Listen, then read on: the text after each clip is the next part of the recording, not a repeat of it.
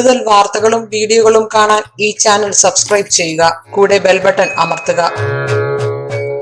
നമസ്കാരം. ഇന്നത്തെ നമ്മുടെ വിഷയം, ഈ 5 ആളുകളെ ദണ്ഡിപ്പിച്ചാൽ ഒരിക്കലും നമുക്ക് വിഷമത ഒഴിയില്ല. അതുപോലെ തന്നെ മനസ്താപം ജീവിത അന്ത്യം വരെ, ചെറുപ്പത്തിൽ ചിലപ്പോൾ നമ്മൾ അറിഞ്ഞോ അറിയാതെ ചെയ്തു പോകുന്നതായിരിക്കും. ജീവിതാന്ത്യം വരെ എല്ലാ കഴിവുകളും ഉണ്ടായിട്ടും ഒരു കഴിവുകളും ഇല്ലാതെ, അല്ലെ ഒരു കഴിവുകളും പ്രയോജനപ്പെടാതെ ഒരു മന്ദബുദ്ധിയെ പോലെ വിട്ടിരിക്കും. അസുഖങ്ങളൊന്നും കാണത്തില്ല, പ്രത്യേകിച്ച് വിഷയങ്ങളൊന്നും കാണത്തില്ല.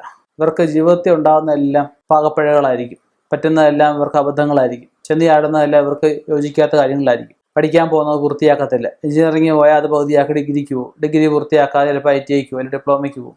ഒന്നിലും ഉറക്കത്തില്ല.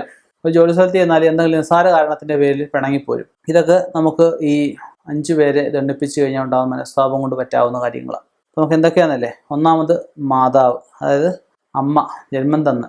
ശങ്കരാചാര്യരുടെ അസ്താം സ്ഥാപതീയം സമേതൃ ബാലശ്വരഭ്യത എന്ന് പറയുന്ന ആ ഒരു ശ്ലോകമുണ്ട്. അതായത് ഒരു മാതാവ്, ഒരു സ്ത്രീ അമ്മയാവുമ്പോഴാണ് അതിലൊരു സ്ത്രീ ആവുന്നത് പൂർണ്ണതയായിട്ട്. അല്ലെങ്കിൽ അല്ലെന്നുള്ളതല്ല, ഇത് പൂർണ്ണതയായിട്ട് നാം ഉദ്ദേശിച്ചത്. അപ്പം ആ ഒരു 10 മാസം 9 മാസവും 10 ദിവസവും ആ കുഞ്ഞിനെ നൊന്ത് പ്രസവിക്കുന്ന ആ അമ്മയോട് എതിർത്ത് സംസാരിക്കുക, അല്ലെങ്കിൽ നമ്മളൊരു നിലയിൽ എത്തിക്കഴിഞ്ഞപ്പോൾ അച്ഛനെയും അമ്മയും നോക്കാതിരിക്കുന്ന അവസ്ഥ. മാതാവും പിതാവിനെ ഒരുപോലെ കാണേണ്ട. മാതാവ് പിതാവിനെ കാണിച്ചു കൊടുക്കും, പിതാവ് ഗുരുവിനെ കാണിച്ചു കൊടുക്കും, ഗുരു ഭഗവാനെ, ദൈവത്തിനെ കാണിച്ചു കൊടുക്കും. എല്ലാവരിലും നടക്കുന്ന കാര്യമാണ്. അപ്പം മാതാവ്, പിതാവ്, ഗുരു, ദൈവം.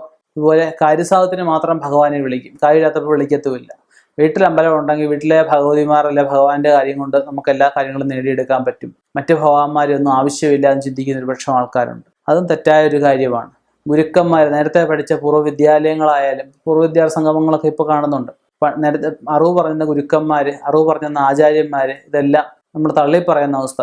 ചിലപ്പം ആരെങ്കിലും ഒക്കെ നമുക്ക് അറിവ് പറഞ്ഞു തരും, നമുക്കത് ഇഷ്ടമല്ലാതെ വരുമ്പോൾ നമ്മളത് തള്ളിപ്പറയും. നമുക്കൊരു സമയദോഷം വരുമ്പോൾ അതേ അറിവ് ഉപയോഗിക്കും, ഗുണപ്പെട്ട് വരത്തുമില്ല. അതൊക്കെ ഗുരുശാപം കൊണ്ട് ഉദ്ദേശിക്കുന്നത്. പിന്നെ നമ്മളെ ആശ്രയിക്കുന്ന വിവാഹം കഴിച്ച ഭാര്യ നമ്മളെ ആശ്രയിക്കുക. നമുക്കൊരു ജോലിയുണ്ട്, നമ്മുടെ കൂടെ നിൽക്കുന്ന ആശ്രിതരായിട്ടുള്ളവർ, നമ്മൾ സഹായികൾ, നമ്മൾ ശമ്പളം കൊടുക്കുന്നവരാണ്. അതുപോലെ നമ്മൾ മക്കള്, ഇവരെയൊക്കെ നമ്മൾ വേണ്ട വിധം നോക്കാതൊക്കെ വന്ന് കഴിഞ്ഞാൽ ഉത്തരവാദിത്വമില്ല, വീട്ടിലൊരു ഉത്തരവാദിത്വമില്ല. എങ്ങനെയെങ്കിലും അവനവൻ മദ്യപിക്കണം, അല്ലെ അവനവൻ്റെ കാര്യങ്ങൾ നോക്കണം എന്നൊക്കെ നടക്കുന്ന ചിന്താഗതിയുള്ള ആൾക്കാരൊക്കെ ഉണ്ട്. അപ്പോൾ അവർക്കൊക്കെ ഈ ശാപങ്ങൾ, ഓരോരുത്തരെ ആശ്രയിക്കുന്നവരുടെ ശാപമായാലും മാതാവിൻ്റെ ശാപമായാലും പിതാവിൻ്റെ ആയാലും ഗുരുവിൻ്റെ ആയാലും ദൈവത്തിൻ്റെയൊക്കെ ശാപം കിട്ടിയാൽ ഒരിക്കലും ഗതി പിടിക്കത്തില്ല. ഇവരുടെ ആത്മാവിന് പോലും ഗതി ഉണ്ടാവത്തില്ല, അലഞ്ഞു നടക്കുന്ന അവസ്ഥയാണ് ഉണ്ടാകുന്നത്. അപ്പം ഈ 5 തരം ആൾക്കാരെ ഒരിക്കലും വിഷമിപ്പിക്കാതിരിക്കുക.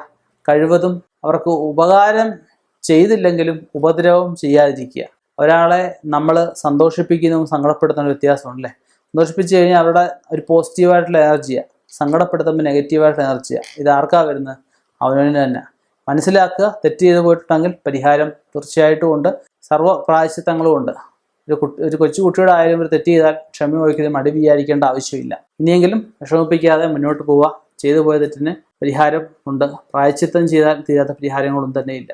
ഇനിയും ഇതുപോലെയുള്ള വ്യത്യസ്തമായ വിഷയങ്ങളുമായി കണ്ടുമുട്ടാം. നിർത്തുന്നു. നന്ദി, നമസ്കാരം. ഓരോ വിദ്യാർത്ഥിയുടെയും കഴിവിനനുസരിച്ച് സ്വദേശത്തും വിദേശത്തുമുള്ള കോഴ്സുകൾ തിരഞ്ഞെടുക്കാൻ, പഠന തിരക്കുകൾക്കിടയിൽ വിട്ടുപോകുന്ന പൊതുവിജ്ഞാനവും വായനാശീലവും തിരികെ പിടിക്കാൻ, വിദ്യാർത്ഥികൾക്ക് വിദ്യാഭ്യാസപരമായ വാർത്തകൾ അറിയാൻ വിദ്യാവാർത്ത